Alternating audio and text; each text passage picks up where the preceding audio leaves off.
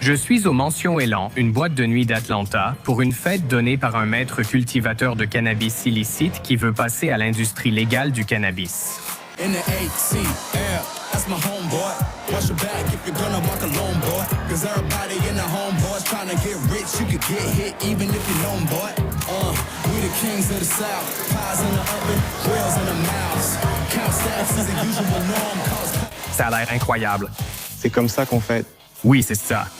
Ça doit être génial, les gars, non? C'est vraiment génial. Eh bien, santé, les gars. Oui, santé. À l'avenir. À l'avenir. Santé. Santé. Je viens de réaliser que je ne peux pas siroter.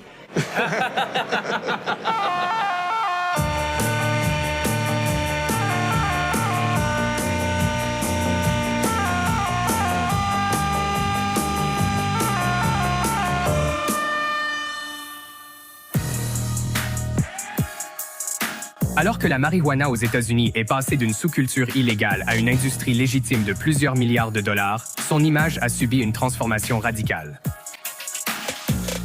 Il y a 20 ans, les dealers de cannabis étaient vus comme des individus louches vendant dans des ruelles. Aujourd'hui, des vendeurs spécialisés vendent du cannabis derrière des comptoirs en verre. Les anciens barons de la drogue, autrefois pourchassés par la DEA et la police, ont cédé la place à des entrepreneurs politiquement connectés qui attirent de grands investisseurs. Cela semble être une excellente nouvelle, mais dans cet optimisme, on oublie un profond fossé racial. Selon une enquête récente, moins de 1% des points de vente de cannabis du pays sont détenus par des Afro-Américains. Je veux voir comment les acteurs d'origine, les personnes qui étaient des vendeurs et des cultivateurs et qui ont établi l'industrie, essaient de se faire une place dans le marché légal du cannabis et de combler le fossé racial de la ruée vers l'or vert.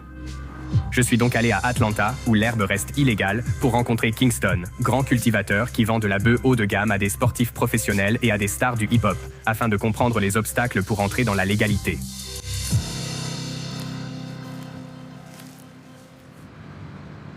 La plantation de Kingston, comme beaucoup à Atlanta, est dissimulée dans une maison ordinaire d'une banlieue de classe moyenne. Fais attention où tu marches.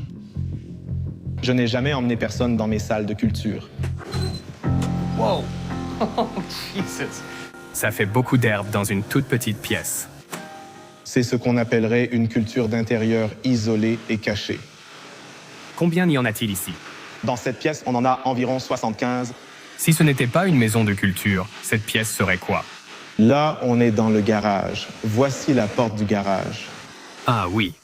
Mais ensuite, tu l'as condamné. Nous en avons fait un mur. Ouais. De l'extérieur, tu crois que c'est un garage. Mais à l'intérieur, Il y a beaucoup de bœufs. on a de la Gorilla Glue de ce côté, de la GG4. Ici, ce sont les nouvelles variétés. Tu vois les têtes, un peu plus grosses, juste là. Juste là? Ouais, Ouais, elles sont énormes. je travaille sur la variété nommée Gas House OG. C'était la Gas House. Ouais, tu vas en devenir accro parce que le goût est vraiment... Il est parfait.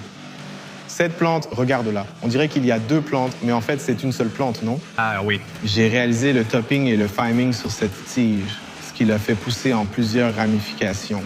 C'est juste une étude, quelque chose que je pratique depuis des années, et voici le résultat, parce que je n'utilise aucun pesticide. Je n'utilise que des produits naturels, du lait écrémé, du piment de Cayenne. Du lait écrémé? Oui, du lait. T'as mis du lait là-dedans? Oui! Et du piment de Cayenne? Le piment de Cayenne éloigne les nuisibles. Pourquoi avoir continué alors que c'est illégal depuis longtemps? Mec, il n'y a rien d'autre que j'ai fait dans ma vie qui me fasse ressentir ce que je ressens en ce moment. Tes amis et ta famille savent ce que tu fais? Genre, tu amènes des gens ici? Non, parce que là, en ce moment, la valeur de cette récolte peut nous faire tuer tous les deux. Tu as entendu parler de meurtres dans des plantations comme celle-là. Ouais. C'est très courant. Mais est-ce que ce n'est pas un peu difficile? Parce que comme tu l'as dit plus tôt, tu aimes faire ça. C'est ça. Mais tu ne peux vraiment pas en parler. Ouais, donc tu es coincé. C'est l'une des raisons qui me pousse à choisir un État où c'est légal.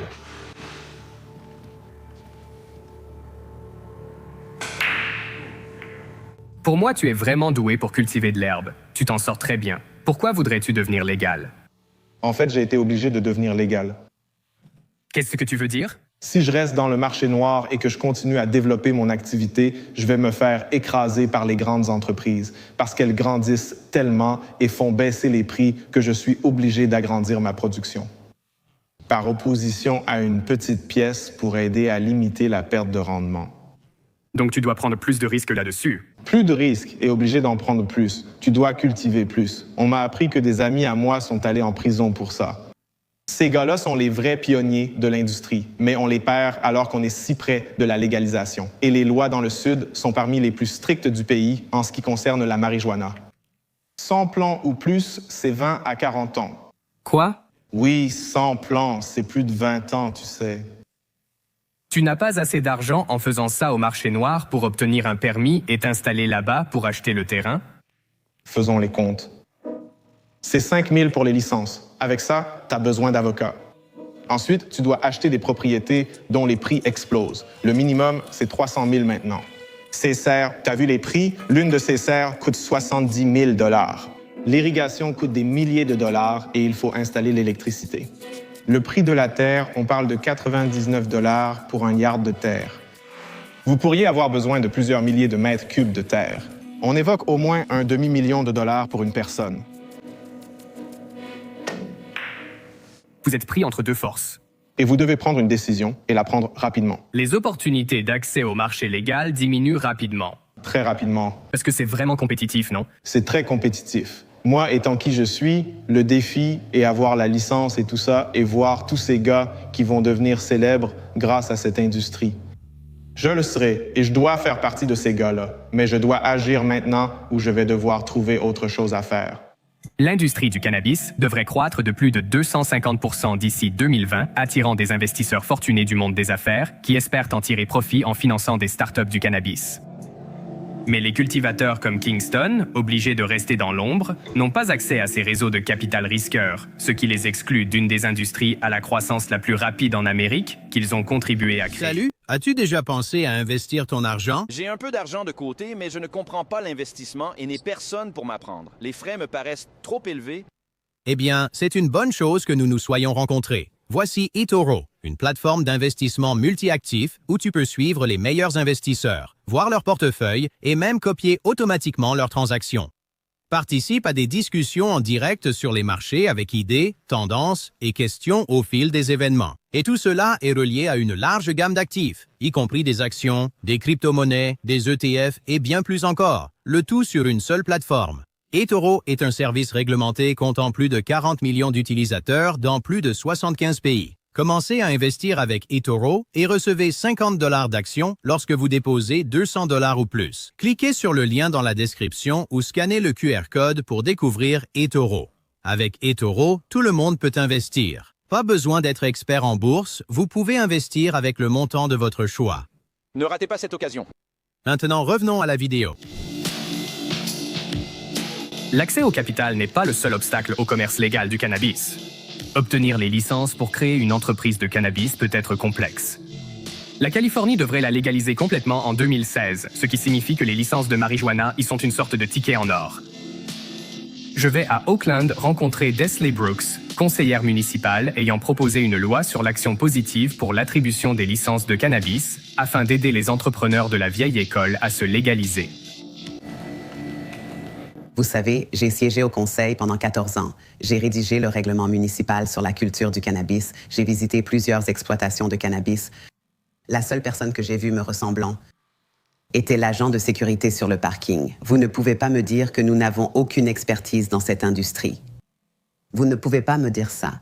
Une grande partie du mouvement vers la légalisation s'est concentrée sur l'idée que les mauvaises personnes vont en prison pour de mauvaises raisons. Ce sentiment ne s'est pas retrouvé dans l'aspect commercial permis par la légalisation. Pas du tout. Faire circuler l'argent dans une communauté est essentiel. Les communautés de couleur ont été exclues depuis longtemps. Quand on pense à l'impact que la guerre contre la drogue a eu sur les communautés de couleur, des personnes ont perdu leur liberté, leurs relations avec leur famille. Les effets se répercutent sur toute une communauté. Donc, la capacité de changer cette dynamique est impérative. La guerre contre la drogue, menée depuis 40 ans, a causé une forte disparité raciale chez les personnes condamnées pour drogues illégales. On estime qu'un tiers des trafiquants de drogue sont des personnes de couleur. Pourtant, elles constituent 57% des délinquants liés à la drogue en prison d'État et 75% en prison fédérale. Alors que la légalisation du commerce de la marijuana pourrait être une occasion d'offrir des opportunités aux communautés ravagées par la guerre contre la drogue, la plupart des États où le cannabis est légal interdisent en réalité aux personnes ayant des antécédents de délit liés à la drogue d'y participer. Il y a une certaine ironie cruelle si l'industrie de la marijuana devient lucrative, alors que les personnes de couleur en restent exclues, vous ne trouvez pas? Les personnes qui se lancent immédiatement pour créer leur entreprise seront celles qui réussiront. Ce ne sera pas dans 10 ans ni dans 20 ans qu'on donnera à quelqu'un une opportunité. Ce n'est pas une véritable opportunité. Et la seule façon de garantir cela, c'est que les municipalités mettent en place des mesures pour assurer une égalité des chances pour tous nos résidents.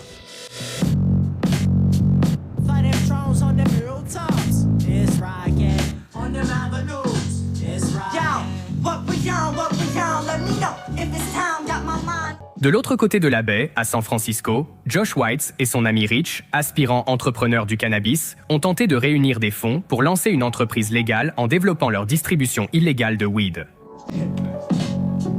D'accord, je deviens plus agressif, donc je pense qu'on est bon.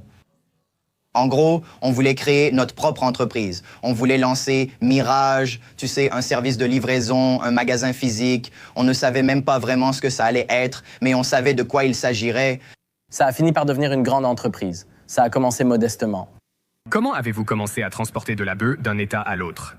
Tout a commencé comme un plan pour me légitimer dans l'industrie du cannabis médical ici, à San Francisco, parce qu'aucune banque n'allait me donner cet argent. Combien d'argent essayais-tu d'obtenir? Je voulais entre 300 000 et 500 000 $.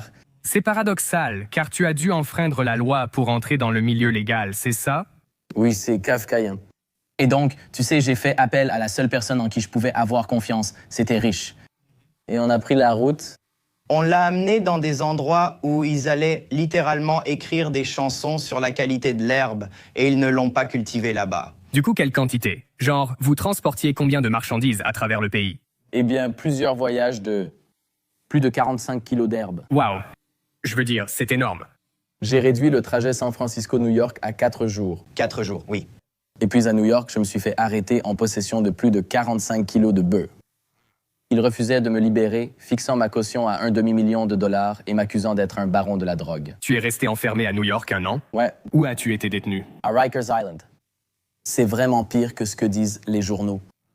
C'est un endroit extrêmement violent et déprimant.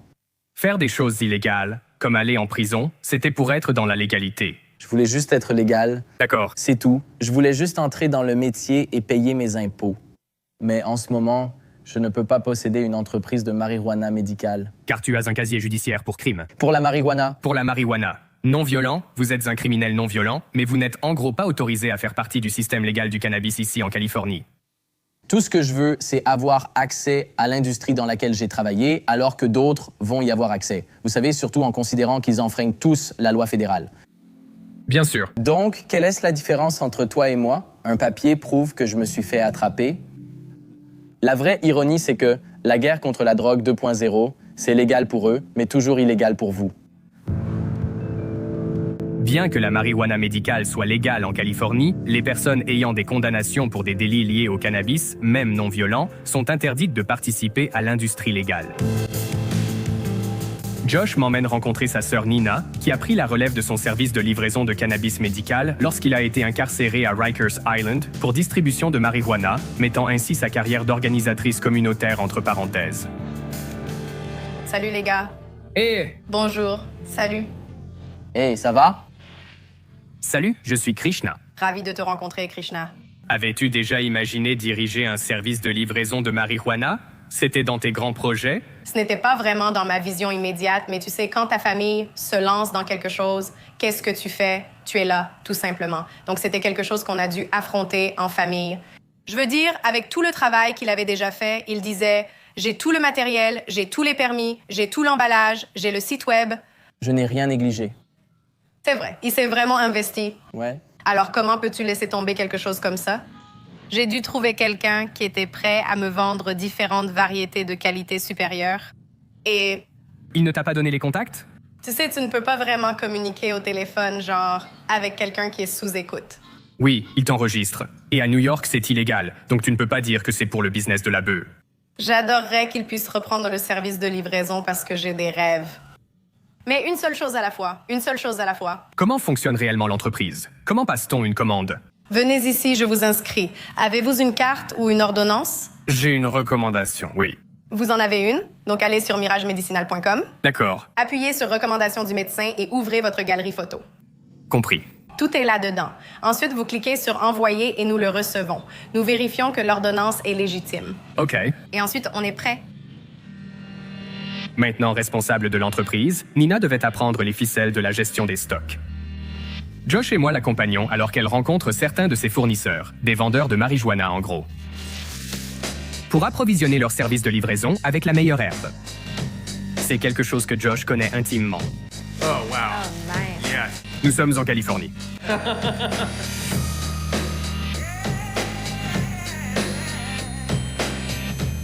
Que recherchez-vous exactement? Expliquez-moi le processus. Je dois tout photographier et publier en ligne, car c'est la taille du bourgeon qui compte. Et qu'est-ce que tu fais d'autre? Tu dois l'ouvrir. D'accord. Tu dois écouter ça, le craquement. Waouh, c'est parfait. OK. C'est croustillant comme un crouton, mais encore moelleux dedans. Oh, oui. C'est parfait. Tu as entendu ça? Ouais, c'était parfait. Pourquoi certaines sont-elles violettes? C'est cool. En fait, c'est un autre pied. C'est comme une midnight, qu'est-ce que c'est? Oui, ça devient d'un violet foncé, comme si toute la tête était noire. Ça doit être très impressionnant de voir tout un sac rempli de ça. Cela pourrait évoquer quelque chose d'exotique et d'original. Ça pourrait, ouais, Au menu, ouais. exactement. Nous aimons collaborer avec des producteurs qui n'ont qu'à peine 1,5 kg de ça. Ainsi, personne d'autre ne l'aura au menu, donc ils devront venir chez Mirage. C'est quelque chose que je faisais toujours avant, mais j'ai été en prison pendant 1 an, donc c'est la première fois que je vois vraiment autant d'herbes. Ça me rappelle de vieux souvenirs et tout, mais c'est quelque chose de tout nouveau pour moi, tu vois. Ouais. Si je me fais attraper avec ce sac d'herbe en ma possession, je risque potentiellement entre 1 et 4 ans de prison. Wow. C'est en Californie. Dans le cadre de la légalisation, c'est ce que dit la loi. Je risque la prison pour un acte que ma sœur fait légalement chaque jour. Ce qui est vraiment nul parce qu'il est vraiment passionné par ça et c'est un domaine qu'il connaît vraiment bien. Si je suis la seule à pouvoir obtenir le permis, un seul d'entre nous pourra réaliser son rêve. Tu vois? C'est nul. Ouais. Donc, dans le cas où mon frère ne peut pas faire Mirage, je regarderai d'autres options. Mais est-ce que j'ai passé les 2 dernières années à construire Mirage pour l'abandonner? Certainement pas. Bien que Nina soit heureuse de tenir les rênes jusqu'à ce que Josh puisse reprendre, elle ne le fera pas indéfiniment. Si l'exclusion pour crime reste, Josh risque de perdre définitivement son entreprise. Tout cela car il s'est fait prendre en cherchant l'argent pour fonctionner légalement.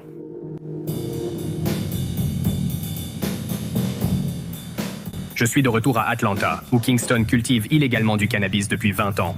Mais les difficultés croissantes liées à la culture illicite et le succès du business légal sans lui l'ont poussé à agir.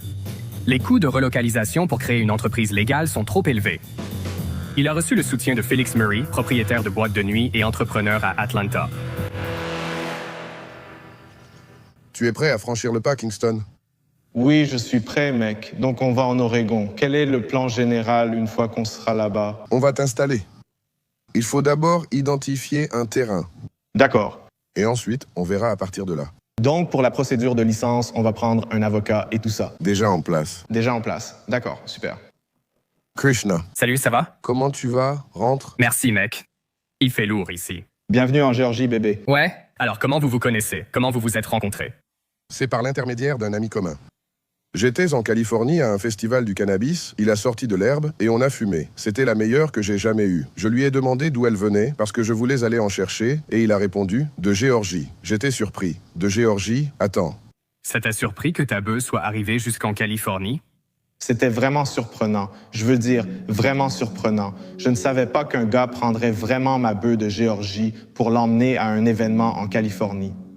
Quelle est la prochaine étape pour vous? Eh bien, nous allons aller dans l'Oregon. Il quitte tout ici. J'ai longtemps fait les choses à ma façon. Maintenant, j'ai des gens pour qui je dois assurer. Donc, c'est différent. Mais je suis prêt, je suis excité. Il y a beaucoup d'anxiété en ce moment.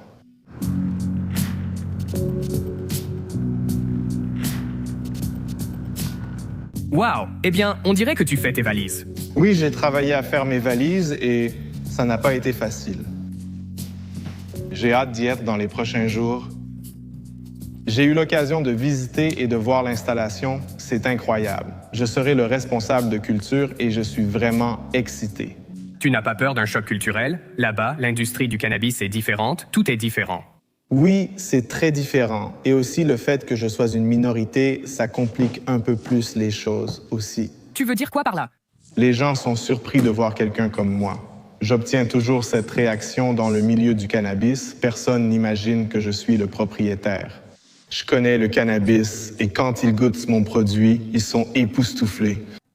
Comme tu l'as mentionné plus tôt, tu étais enfermé dans ça ces 20 dernières années. C'est ça. Tu sais, des cultures secrètes, enfermées. Qu'est-ce que ça va te faire d'enfin étendre les bras et te dire « Ouvrir les bras et peut-être retirer ce masque un jour » Ça ne va pas me manquer, la possibilité d'aller en prison, de vivre dans une société secrète, de cacher mon visage et d'être enfermé dans une boîte. Je suis prêt à sortir de tout ça.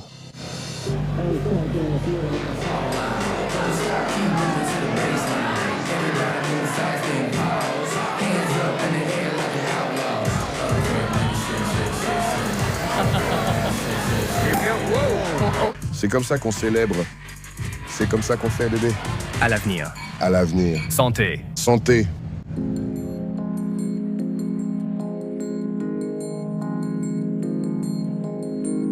C'est un moment tellement important. C'est vraiment un point d'inflexion pour la façon dont l'industrie va évoluer au cours des 10, 15 ou 20 prochaines années.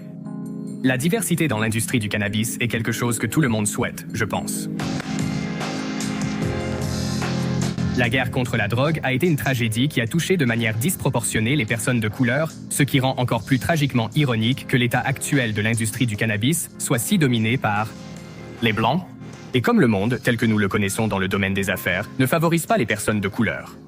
Il faut quelqu'un comme Félix, qui a l'argent et une certaine vision, pour faire passer les talents du marché illicite, ces cultivateurs hors pair, et les amener sur le marché légal. Mais Kingston est une exception. La plupart des cultivateurs n'ont pas un Félix pour les soutenir financièrement. Même s'ils cultivent légalement, ils ne dirigent pas son entreprise. Josh a eu la chance que sa sœur sauve son entreprise, mais il ne peut pas y participer.